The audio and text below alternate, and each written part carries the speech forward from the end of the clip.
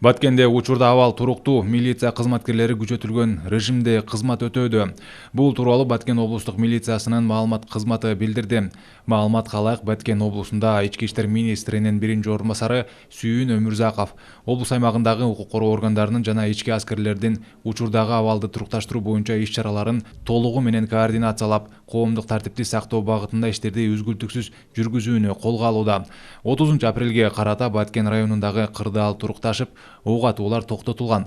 Баткен районунун Аксай, Ак Татыр, Самаркандек айыл аймактарына өзгөчө абал киргизилген. Ал эми Лейлек районунун Кулунду интернационал, Эски Очу, Максат, Жаштык, Борбордук, Достук, Арка эки айылдарынын тургундары коопсуздук жайларга милиция кызматкерлери тарабынан эвакуацияланган. Азыркы күндө чек арага чектеш аймактарда абал толугу менен көзөмөлдө. Милиция кызматкерлери тарабынан блокпосттор коюлуп, чек арага чектеш райондордогу жергиликтүү калкка түшүндүрүү иштери жүргүзүлүүдө.